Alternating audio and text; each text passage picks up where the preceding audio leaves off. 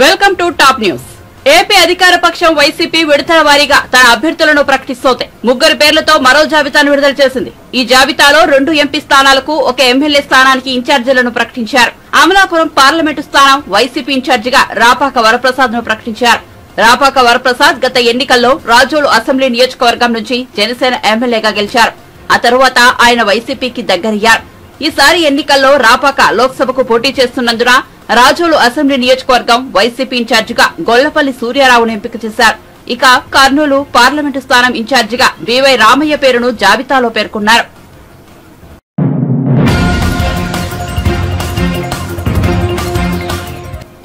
ముఖ్యమంత్రి రేవంత్ రెడ్డి రేసు గుర్రమేమీ కాదని, గుడ్డి గుర్రమేనని బీఆర్ఎస్ ఎమ్మెల్సీ కల్వకుంట్ల కవిత విమర్శించారు. జీవో నెంబర్ 3ని రద్దు చేయాలని డిమాండ్ చేస్తూ భారత జాగృతి ఆధ్వర్యంలో హైదరాబాద్ లోని ఇందిరా పార్క్ వద్ద ధర్నా చేపట్టారు. ఈ ధర్నాలో పాల్గొన్న కవిత మాట్లాడుతూ రేవంత్ రెడ్డి 3 నెలల ముఖ్యమంత్రి అని వ్యాఖ్యానించారు. ప్రభుత్వ ఉద్యోగాల్లో మహిళల వాటా మహిళలకు రావాలని, గత ప్రభుత్వం అమలు చేసిన రిజర్వేషన్లు అమలు చేయాలని డిమాండ్ చేశారు. రేవంత్ రెడ్డి అధికారంలోకి వచ్చాక నిరుద్యోగులకు ఇచ్చిన మాట తప్పారన్నారు. తలకంటి కంట కన్నీరు ఒరికితే ఏ రాజ్యం కూడా బాగుండదు, ఏ ఇల్లు కూడా బాగుండదు. కాబట్టి ఆడబిడ్డలకు దుఃఖం కలిగించే ఈ జీవోని తక్షణమే మీరు విరమించుకోవాలని చెప్పి మేము కోరుతా ఉన్నాం. ఇట్లా మనం మాట్లాడుతుంటే కాంగ్రెస్ పార్టీ వాళ్ళు కొత్త ప్రచారం మొదలుపెట్టింది. ఏందది? ఈ జీవో 3 కవితమ్మ మహిళల కండగా మాట్లాడతలేదు, మగపిల్లలకు అన్యాయం జరుగుతుందని కొత్త పుకారు లేపుతున్నారు. మా బిడ్డలందరూ కూడా, మా మగపిల్లలందరూ కూడా, నాకు కూడా 2 మగపిల్లలు ఉన్నారు. మీకు అన్యాయం చేస్తే నాకు వచ్చేదేం లేదు. మిమ్మల్ని అందరినీ నేను రిక్వెస్ట్ చేస్తా ఉన్నా, 33% అనేటటువంటి హక్కు ఆడపిల్లలకి 1996 నుంచి ఉన్నది. అది దాటి 1% కూడా నేను ఎక్కువ అడుగుతలేను. ఉన్న 33% అందరూ ఒప్పుకున్నది, అన్ని కేంద్ర రాష్ట్ర ప్రభుత్వాలు ఒప్పుకున్నది. వాటిని యాజ్ ఇట్ ఈస్ గా కాపాడమని మాత్రమే నేను అడుగుతా ఉన్నా తప్పితే మగపిల్లలకు అన్యాయం చేయాలని నేను అడుగుతలేను. ఎందుకంటే ఈ రాష్ట్రంలో ముఖ్యమంత్రి గారు ఉన్నారు. ఆయన ముచ్చట్లు మాత్రం చెప్తాడు బాగా. ముఖ్యమంత్రి కాదు, ముచ్చట్లు చెప్పే మంత్రిగా మిగిలిపోతాడు. ఇక మా ఆడబిడ్డలు చాలా మంది ఇలా శాపనార్థాలు పెట్టింది నిజమైతే ముచ్చటగా 3 నెలలే ఉండిపోయేటట్టు కూడా ఉన్నాడు ఆయన. మరి ఎందుకంటే కాంగ్రెస్ వాళ్ళే రకరకాలుగా మాట్లాడుతున్నారు, మేం మాట్లాడే మాటలు కాదు. ఇక ఆయన మాట్లాడే మాటలు ఎట్లున్నాయి? మానవ బాంబులమైతాం, అణుబాంబులమైతాం. అవన్నీ మీరు అవ్వాల్సిన అవసరం లేదు. మా ఆడబిడ్డలకు అండగా నిలబడండి. తప్పకుండా మిమ్మల్ని వాళ్ళు తలుసుకుంటారు, దీవిస్తారని కూడా ఈ సందర్భంగా తెలియజేస్తా ఉన్నాం. అదేవిధంగా ఇంకొక మాట గౌరవ ముఖ్యమంత్రి గారికి విజ్ఞప్తి చేస్తా ఉన్నాం. ఉమెన్ రిజర్వేషన్ లో హారిజాంటల్ పద్ధతిలో రోస్టర్ పాయింట్ తీసేయడం వల్ల అందరికన్నా ఎక్కువ అన్యాయానికి గురవుతున్నది ఎస్సీ, ఎస్టీ, బీసీ వర్గాలకు సంబంధించిన మహిళలే. ఆ తర్వాత ఓసీ మహిళలకు అన్యాయం జరుగుతుంది. కానీ ఎక్కువగా నష్టం జరిగేది ఎస్సీ, ఎస్టీ, బీసీలకు సంబంధించినటువంటి ఆడబిడ్డలే. కాబట్టి మరి వారి కోసం ఆలోచన చేసి తక్షణమే మీరు ఇచ్చినటువంటి జీవోని సమీక్ష చేసుకోండి. ఎప్పుడన్నా తప్పు జరిగితే దాన్ని వెనక్కి తీసుకొని ప్రజలు చెప్పిన మార్గంలో నడవడంతో మీ పెద్దరికం పెరుగుతుంది తప్ప తగ్గదనే విషయాన్ని ముఖ్యమంత్రి గారికి మేము ఈ సందర్భంగా తెలియజేస్తా ఉన్నాం. ఏది మాట్లాడినా ఎగతాళి చేయడం, ప్రతిపక్షాల మీద దుమ్మెత్తిపోయడం తప్పితే ఆలోచన చేస్తున్న పద్ధతి ఈ పార్టీలో కనబడతలేదు. కాబట్టి మిమ్మల్ని రిక్వెస్ట్ చేస్తా ఉన్నాం, ఇది ఇంపార్టెంట్ ఇష్యూ, జనరేషన్స్ తరబడి ఉమెన్ కి అన్యాయం జరిగే ఇష్యూ. కాబట్టి దీని మీద ఆలోచన చేయాలని రేవంత్ రెడ్డి గారిని కోరుతా ఉన్నాం. ఇక ఆయన ఎప్పుడు మాట్లాడినా ఇంకొక మాట అంటాడు, నేను చాలా గొప్పని, నేను ఫైటర్ని, నేను రేసు గుర్రాన్ని అంటాడు. నాకైతే రేసు గుర్రం లెక్క అనిపిస్తలేడు, మరి గుడ్డి గుర్రం లెక్క అనిపిస్తున్నాడు. ఎందుకంటే ఏం పని చేస్తుండో, ఎందుకు మాట్లాడుతుండో, తొందరపడి ఎందుకు పని చేస్తుండో అర్థమైతలేదు. మొదలు ఫార్మాసిటీ రద్దు చేస్తామన్నారు, ఇప్పుడు 12 ఫార్మాసిటీలు పెడతామంటారు. తర్వాత ఇంకొక మాట, ఎలివేటర్ కారిడార్లు ఎందుకు కట్టిందని అప్పుడు అన్నారు. మనని నిన్న పోయి కొత్తగా ప్రారంభోత్సవం చేసుకున్నారు. కాళేశ్వరంలో నిండా నీళ్లున్నాయి, ఇవ్వచ్చు, అయినా ఇవ్వకుండా కేసీఆర్ మీద ఏడ్చుకుంటా రైతులకు అన్యాయం చేస్తున్నటువంటి వ్యక్తి. మరి అందుకే మీరు రేసు గుర్రం కాదు, మీరు కీలు గుర్రం. ఎక్కడ వేసిన గొంగడు అక్కడే ఉన్నట్టు సప్పుడెక్కువ ఉంటుంది తప్పితే మీరెవ్వరికి కూడా పనికొచ్చే పనులు చేస్తలేరు. కాబట్టి ఇప్పటికైనా దయచేసి ప్రతిపక్షాలను ఆడిపోసుకోవడం మానేసి, కేసీఆర్ గారిని ఆడిపోసుకోవడం మానేసి, ఆడబిడ్డలకు జరుగుతున్నటువంటి అన్యాయాన్ని వెనక్కి తీసుకోవాలి, జీవో 3ని వెనక్కి తీసుకోవాలని చెప్పి మేము ఇక్కడ నుంచి డిమాండ్ చేస్తా ఉన్నాం. ఇవాళ మనం ఏం చేసినాం? పర్మిషన్ ఇస్తే 2 గంటలు కూర్చున్నాం, తెలంగాణ పద్ధతిలో ఆడినం, పాడినం, అడిగినం, తర్వాత ఎవరికి వాళ్ళం ఇంటికి పోయి పండుగ చేసుకుంటాం, అంతే కదా.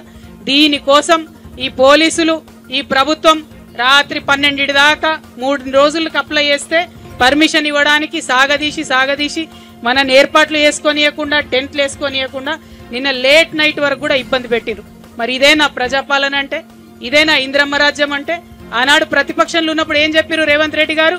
కేసీఆర్ గారు ధర్నా చౌక్ బంద్ చేసిర్రు, నేను ఓపెన్ చేస్తా, పర్మిషన్ అవసరం లేదు. తెలంగాణ సమస్యలను వివరించేందుకు ప్రధానిని కలిస్తే ప్రతిపక్షాలు అనవసరంగా రాజకీయం చేస్తున్నాయని మంత్రి పొన్నం ప్రభాకర్ మండిపడ్డారు. రాజకీయ పోరాటం వేరు, అభివృద్ది వేరని ఆయన స్పష్టం చేశారు. కేంద్రం సహకారంతో తెలంగాణ అభివృద్ది కోసం కృషి చేస్తామని తెలిపారు. గత వర్షాకాలం మీరు నిర్మించిన మేడిగడ్డ ప్రాజెక్టుకు సంబంధించిన జరిగిన సంఘటన తర్వాత నీళ్ళన్నీ వెళ్లిపోయిన సంగతి, లేదా కొన్ని ప్రాంతాల్లో వర్షం పాతం నమోదు ఇతరత్ర అంశాలతోటి ఇబ్బంది ఉన్నటువంటి మాట వాస్తవం. ఇబ్బంది లేదనే మాట చెప్తున్నాం. కానీ ఆ ఇబ్బందిని రైతులకు భరోసా ఇవ్వాల్సిన నిన్నటిదాకా ప్రభుత్వం నడిపినటువంటి ముఖ్యమంత్రి కుమారుడు 90 రోజులు కూడా దాటక ముందే 90 రోజుల్లో మేమేం చెడగొడదామన్నా చెడిపోదు, నిర్మిద్దామన్నా నిర్మించలేము. అటువంటి పరిస్థితులల్లో ఆయన నిన్న మాట్లాడుతున్న మాటలు చూస్తుంటే హాస్యాస్పదంగా ఉన్నాయి. తప్పకుండా మా ప్రభుత్వం రైతాంగాన్ని కావచ్చు, సాగునీరు విషయంలో, కొత్త ప్రజానికానికి త్రాగునీరు విషయంలో కావచ్చు, మా యొక్క శ్రమ, మా యొక్క నీళ్ళ రాగానే హామ్ చూద్దారంటే నీళ్ళు తెచ్చేది కాదు, అది నేచర్. మేమేమో ఉన్నట్టు చెప్పే ప్రయత్నం చేస్తాం. వాళ్ళేమో అంతా మసిగూసి బారెడుగా చేసి లేకున్నట్లు మొత్తం రంగురంగుల ప్రభుత్వం, దాని ఏమంటే డిజిటల్ మ్యాపింగ్స్ చూస్తారు. అనేకమైన జాగాలలో డిజిటల్ డెవలప్మెంట్గా చేసి మ్యాప్లు వేసి పెట్టేది ఏమని అట్లా. దాని తర్వాత వారు మాట్లాడుతున్న మాటలు కూడా వాళ్ళకి అసహనం స్పష్టంగా కనబడుతుంది. వాళ్ళ మాటలల్లో స్పష్టంగా వాళ్ళ యొక్క ఫ్రస్ట్రేషన్ అనేది కనబడుతూ ఉంది. శాసనసభలో వాళ్ళు ఏం మాట్లాడలేకపోతా ఉన్నారు, ఈ రాష్ట్ర ఆర్థిక పరిస్థితి గురించి చెప్పలేకపోతా ఉన్నారు, మా ప్రజాపాలన అప్లికేషన్ల ప్రక్రియ చూసి ఆశ్చర్యపోతా ఉన్నారు. ఇప్పటికే మహిళలు ఉచిత బస్సుతో పాటుగా 500 గ్యాస్ సిలిండర్లు, 200 యూనిట్లు ఉచిత విద్యుత్ చూసి క్షేత్రస్థాయిలో ప్రాబ్లం ఫీల్ అవుతా ఉన్నారు. రేపు 11 నాడు 5 లక్షల ఇందిరం ఇళ్లను ప్రారంభించబోతా ఉన్నాం. ఈ విధంగా కార్యక్రమాలు జరుగుతూ ఉంటుంటే వాళ్లకు అసహనం అనేటువంటి రోజు రోజు పెరిగిపోతా ఉంది. అందుకే వాళ్ళు ఏ లాంగ్వేజ్ మాట్లాడుతున్నారో తెలియకుండా ఉన్నది. తప్పకుండా మేము మా ప్రభుత్వం ఇచ్చిన మాట ప్రకారంగా అన్ని గ్యారంటీలను, అదేవిధంగా రోజువారీ ప్రజా సమస్యలు పరిష్కరించడానికి చిత్తశుద్ధిగా ఉన్నాం. మేము అడుగుతున్నాం, మీరు 10 ఏళ్ళ ముఖ్యమంత్రి కదా, ఆ ఎలివేటెడ్ కారిడార్ ఎందుకు సాధించలేకపోయారు? రైట్. 2, మేము ప్రధానమంత్రిని కలిసామని అంటారు కదా. మేము నరేంద్ర మోడీ కాదు, అక్కడ భారత ప్రజాస్వామ్యంలో ఫెడరల్ సిస్టంలో ప్రధానమంత్రిని ముఖ్యమంత్రి కలవడం అనేటువంటి రాజ్యాంగంలో ఒక సిస్టమ్. మేము కూడా వ్యక్తిగతంగా రాజకీయ వ్యవహారాన్ని పోలే మీలాగా ఇంటర్వ్యూస్ తీసుకొని మేము తెలంగాణ ప్రజల సమస్యలను రిప్రజెంట్ చేసినాం. ఏం రిప్రజెంట్ చేసినామో ప్రజలు చెప్తున్నాం. ఇలా మెట్రో కావచ్చు, లేకపోతే ఇంకా అనేక ప్రాజెక్టులు, ఇరిగేషన్ ప్రాజెక్టులు కావచ్చు, హైదరాబాద్ అభివృద్ధి కావచ్చు, ఇండస్ట్రీస్ అన్నీ చెప్తా ఉన్నాం. కేంద్రం సహకారం తీసుకుంటాం, మీలాగా మూర్ఖంగా వ్యవహారం చేయము. కేంద్రం సహకరించకపోతే కేంద్రంతో కొట్లాడి తెచ్చుకుంటాము. సామధాన భేదం ఫస్ట్ విజ్ఞప్తి చేస్తున్నాం నరేంద్ర మోడీ గారికి. ఇవ్వకపోతే బరాబర్ నిందిస్తాము, కొట్లాడతాము, తెచ్చుకుంటాము. మేము కూడా ఆ విధంగా సహకరించడానికి సిద్ధంగా ఉన్నాము. కాబట్టి రాజకీయ పోరాటం వేరు, అభివృద్ధి వేరు. ప్రధానమంత్రి, ముఖ్యమంత్రి రాజ్యాంగ పదవులు, వారు బీజేపీ, మేము కాంగ్రెస్ పార్టీలో పోరు. సో దానికి దీనికి సంబంధం లేదు. మీలాగా రాష్ట్రంలో కొట్లాడినట్టు చేస్తారు, ఢిల్లీలో పార్లమెంట్లో ప్రతిబింబం చేసాడు. మాతో చేత కాదు. మాకు బీజేపీకి ఇటు ఉత్తర దక్షిణ దువాల్లాగా.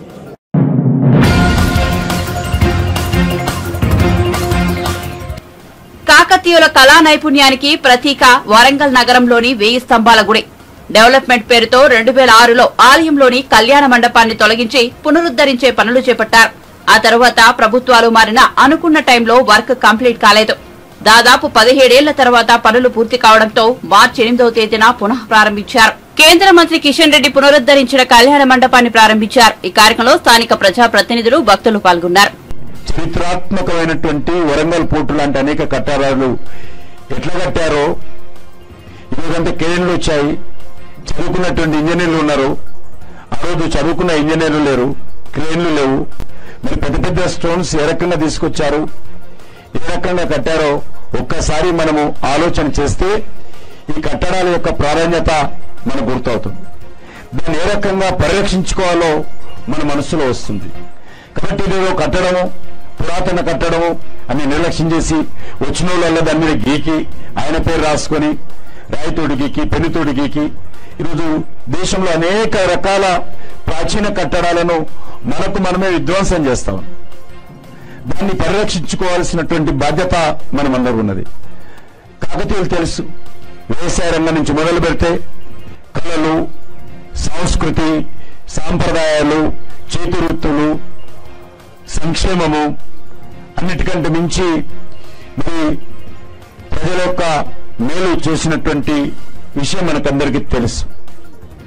అలాంటి కాకతీయుల కళా వైభవానికి సంబంధించినటువంటి మరి ఈ యొక్క 1000 స్తంభాల గుడి ఈరోజు మనము మహాశివరాత్రి రోజు మహాశివునికి భక్తులందరం కూడా భక్తిపూర్వకంగా శ్రద్ధాపూర్వకంగా స్వామివారికి సమర్పించుకోవడం ఏదైతున్నదో మరి నిజంగా మన అందరి పురోజన సుకృతమని ఈ సందర్భంగా భావిస్తా ఉన్నాను. 1163లో కాకతీయ పాలకుడైనటువంటి రుద్రదేవుడు ఈ ఆర్కిటెక్చర్ మార్వెల్, ఇంజనీరింగ్ అద్భుతం అంటారు, ఆర్కిటెక్చర్ మార్వెల్ ఇంజనీరింగ్ అద్భుతాన్ని ఆయన నిర్మించడం జరిగింది. అప్పట్లోనే దీన్ని నిర్మించేందుకు 72 సంవత్సరాలు పట్టింది. ఆ కాలంలో మనకు ఈరోజు చారిత్రక ఆధారాలు 72 years 1000 స్తంభాల గుడి కట్టడం కోసము మరి ప్రతిజ్ఞ తీసుకున్న తర్వాత కట్టాలని ఒక నిర్ణయానికి వచ్చిన తర్వాత ఈ రకమైనటువంటి పూజ చేసుకోవడానికి ఆ కాలంలోనే 75 సంవత్సరాలు పట్టింది. అంత ప్రతిష్టాత్మకమైనటువంటి మరి ఈ యొక్క కళా వైభవం అనే సందర్భంగా మనం చేస్తున్నాను. 1324లో నుంచి 25 మధ్యలో తుగ్లక్ సైన్యము చేసిన దాడిలో ఈ మందిరము కానీ ఈ ప్రాంతంలో రామప్ప గుడి నుంచి మొదలు పెడితే వరుసగా మన యొక్క వరంగల్ పోర్టు మొదలు పెడితే అన్ని ధ్వంసం చేశారు. నేను ఈరోజు కల్చర్ మినిస్టర్ అయిన తర్వాత దేవాలయాలకు ఎక్కడ వెళ్ళినా పురాతన కట్టడాలు ఢిల్లీ నుంచి మొదలు పెడితే కర్ణాటక వరకు కన్యాకుమారి వరకు ఎక్కడ వెళ్ళినా కూడా ధ్వంసము చేయబడినటువంటి గుడి లేదు, డిస్ట్రాయ్ చేయనటువంటి కట్టడం లేదు. ఆ రకంగా తుగ్లకులు కావచ్చు, మొఘలులు కావచ్చు, అందరూ కూడా డిస్ట్రాయ్ చేశారు. ఎందుకు చేశారో కూడా మనం అర్థం చేసుకోవాలి.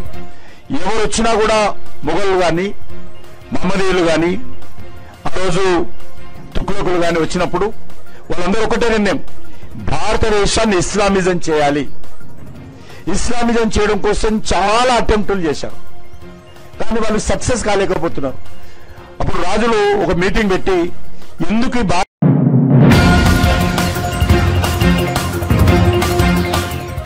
మహాశివరాత్రి పర్వదినం సందర్భంగా వేములవాడ శ్రీ రాజరాజేశ్వరి స్వామి ఆలయాన్ని విద్యుత్ దీపాలతో ప్రత్యేకంగా అలంకరించారు. స్వామివారిని దర్శించుకోవడానికి రాష్ట్రం నలుమూలల నుంచి భక్తులు పెద్ద ఎత్తున తరలివస్తున్నారు. రాత్రివేళ వేములవాడ పరిసరాలు విద్యుత్ దీపకాంతుల్లో వెలిగిపోతున్నాయి. ఆలయం సహా పరిసర ప్రాంతాలు మరింత అందంగా కనిపిస్తున్నాయి.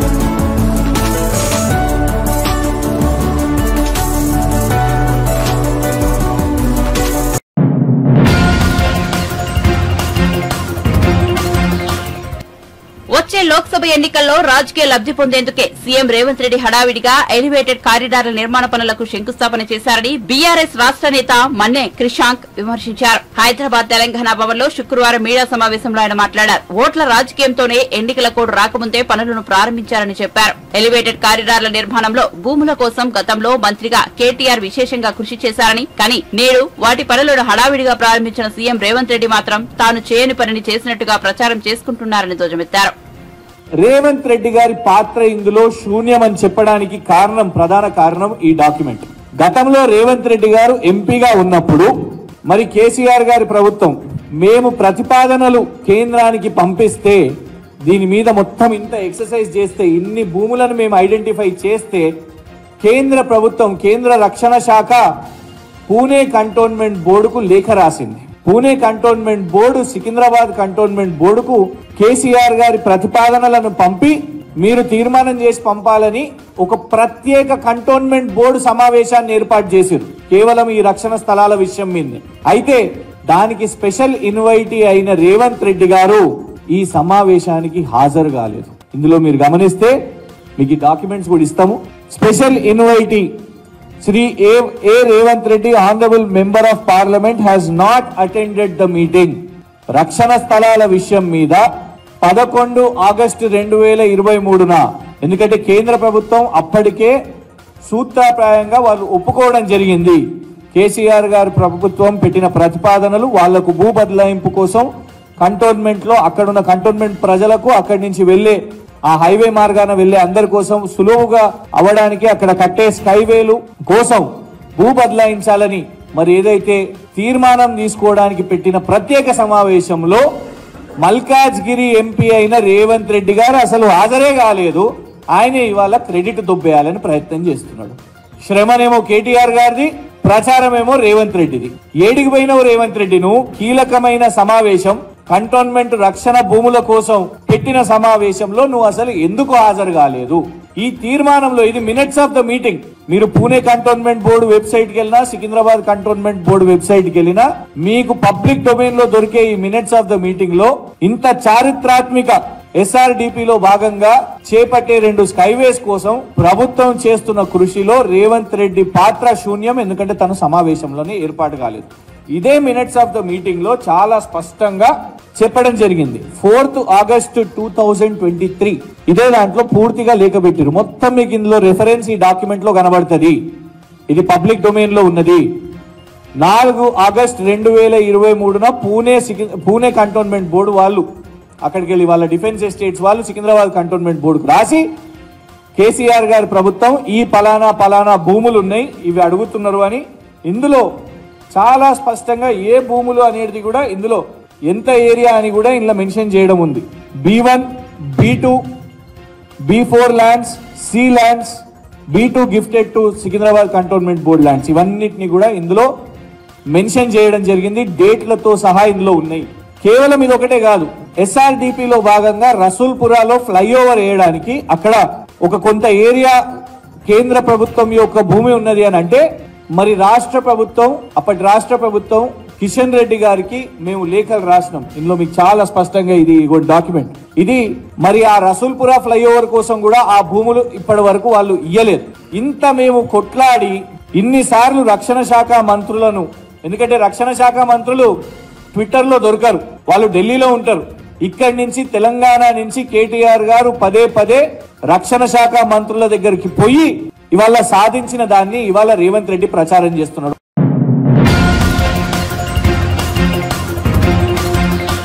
హైకోర్టు న్యాయవాది ఇంట్లో పెళ్లికి వెళ్లి 2 కోట్లు విలువైన చేతి గడియారం బహుమతిగా చూపితే సదరు న్యాయమూర్తి ధర్మారెడ్డిపై ఆగ్రహం వ్యక్తం చేశారు. జరిగిన ఘటనను సదరు న్యాయమూర్తి సుప్రీంకోర్టు దృష్టికి వెళ్లి ధర్మారెడ్డిపై ఫిర్యాదు కూడా చేశారు. ధర్మారెడ్డి గతంలో డిఫెన్స్ సర్వీస్ లో ఉన్నప్పుడు ఢిల్లీ కంటోన్మెంట్ లో ఆయనపై 14 కేసులు నమోదయ్యాయని టీడీపీ బ్రాహ్మణ సాధికార సమితి అధ్యక్షుడు బుచ్చి రాంప్రసాద్ అన్నారు. నేను తెలియజేయాలని ఈ సమావేశం ఏర్పాటు చేయడం జరిగింది. వేజీ గోవులలో దూడ తన తల్లి దగ్గరికి నేరుగా వెళ్ళుద్ది. అంటే దూడకి తన తల్లి ఏ విధంగా తెలుసో అదేవిధంగా ధర్మం ధర్మంలో చేరుతుంది, పాపం పాపంలో చేరుతుంది. ధర్మారెడ్డి గారు ఒక్కసారి మీరు ఆలోచించండి. మీరు చేసే పాపాలు వలనే మీరు ఈ కష్టాలన్నీ కూడా అనుభవిస్తున్నారు. ఎవ్వడికి జరగరానిది కూడా మీకు జరిగింది. ఒక్కసారి ఎందుకు జరిగిందని ఒకసారి ఆలోచించుకోండి. ఈ 5 ఏళ్లలో మీరు చేసిన పనుల గురించి ఒకసారి ఆలోచించుకోండి.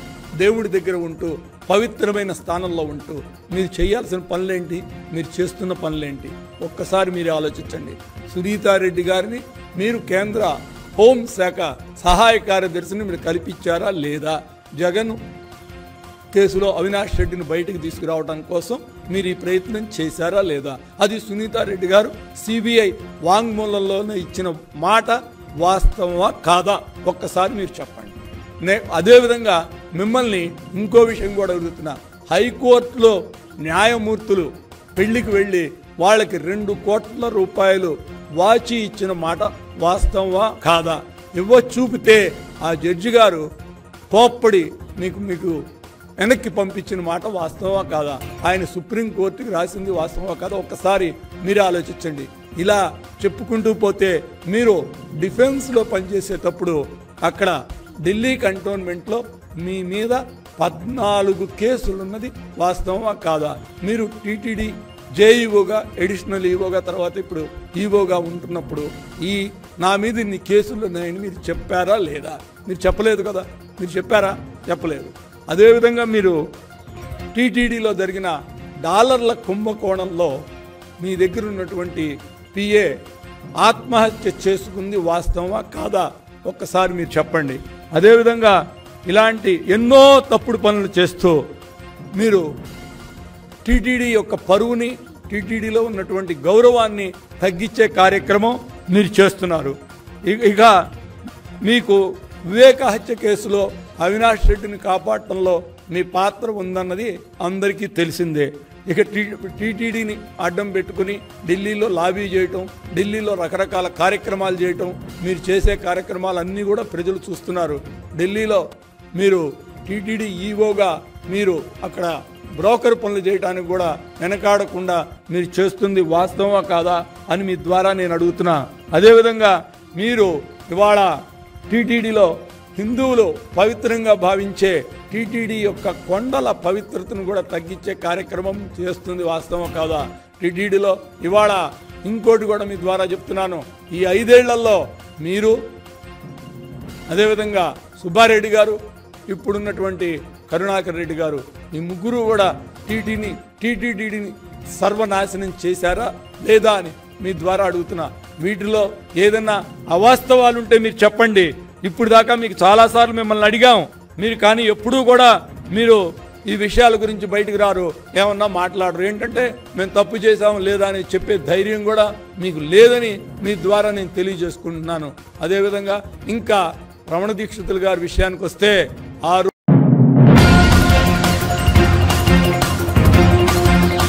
శుక్రవారం బుగ్గ రాజేశ్వర స్వామి దేవాలయాన్ని దర్శించుకుని వస్తున్న క్రమంలో నారాయణరావుపేటలోని మోటార్ వైండింగ్ షాప్ లో పలువురు రైతులు హరీష్ రావుతో మాట్లాడారు. ఈ సందర్భంగా రైతులు కాంగ్రెస్ పాలనలో మోటార్లు కాలిపోతున్నాయని, లో వోల్టేజీతో సమస్యతో కరెంట్ ఎప్పుడు వస్తుందో ఎప్పుడు పోతుందో తెలియడం లేదని గోడు వెళ్లబోసుకున్నారు. ఒకవైపు రైతు బంధు అందలేదని, మరోవైపు మోటార్ల రిపేర్ కోసం ఉన్న పైసలన్నీ ఖర్చవుతున్నాయని వెల్లడించారు. నీళ్లు అందక పంటలు ఎండిపోతున్నాయని తమ కష్టాలను వివరించారు. కాంగ్రెస్ అధికారంలోకి వచ్చాక కాలిపోయిన మోటార్ల రిపేర్ కోసం వచ్చే వారి సంఖ్య పెరిగిందని ఆ మోటార్ వైండింగ్ షాప్ యజమాని హరీష్ రావుతో తెలిపారు.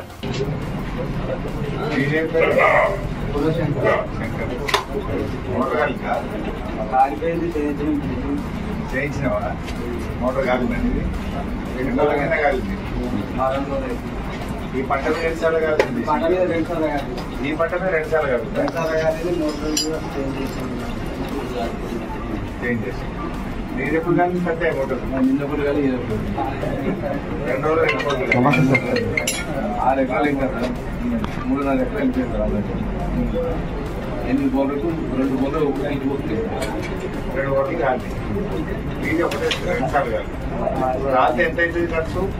7-8 తీయనికి దించడానికి 10,000 అయితే సార్, 10,000 అయితే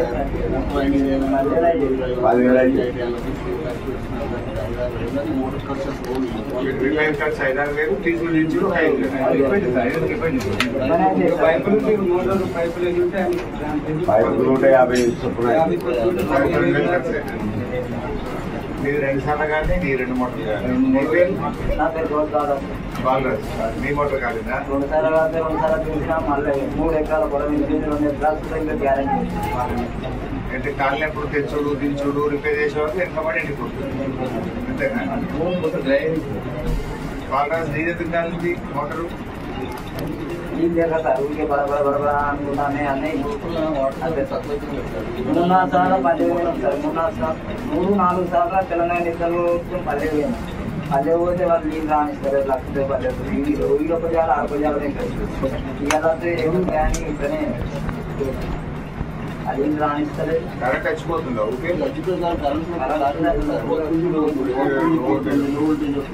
కరెంట్ లో వోల్టేజ్ వస్తుందా వస్తుంది సార్ అట్లా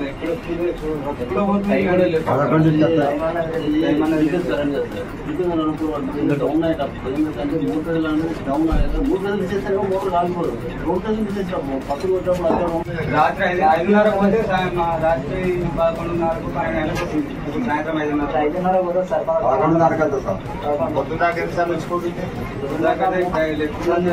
సార్ ఏ టైం కంటుంది ఏ టైం అన్నది అట్లా పోయినాక మాత్రానికి వీళ్ళు ఉన్నా కానీ ఒరికోసారి వెళ్ళామంటే ఛాన్స్ లేదు సార్ ఎక్కువ కరెంటు వచ్చిపోతుంది రోజుకి ఎన్ని గంటలు వస్తుంది అంటారు కరెంటు 15 గంటల 5 గంటలు తక్కువ అవుతుంది ఒక రోజు 3 సార్లు పొద్దున్నకైతే 3 సార్లు అయితే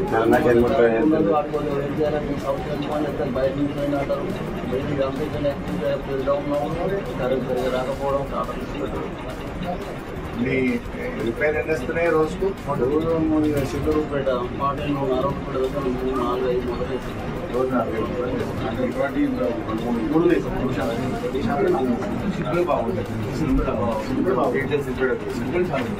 ఇప్పుడు పోయిన సంవత్సరం అప్పుడు మోటార్లు కానుకున్నప్పుడు ఒకసారి ఫోన్ చేసాం 2 సార్లు ఫోన్ చేస్తే వెంటనే ఇమీడియట్ గా ఫాలో అయింది సార్ అప్పుడు ఇట్లా మోటార్లు కానుకున్నారా కేసీఆర్ అప్పుడు టెన్షన్ లేదు సార్ మొత్తమే నీళ్లు లేకనే 100% నీళ్లు లేక ఈ వచ్చే కరెంట్ కన్నా వినియోగించుకున్నామంటే అది లాభం లేకుండా అయితే కొద్ది వచ్చినప్పుడు బోర్డు గర్వమై కాలిపోతుంది ఊరికే వచ్చిపోకుండా కాలుతున్నాయా లోవల్ టేస్ట్ నీళ్ళు లేక అసలు నీళ్ళు లేక బేరింగ్లు ఎఫెక్ట్ అయ్యి అది తిరిగేవరకు సార్ హీట్ అవుతుంది హీట్ అవుతుంది అన్ని హీట్ అయ్యి కరెంట్ వచ్చిపోయేందుకు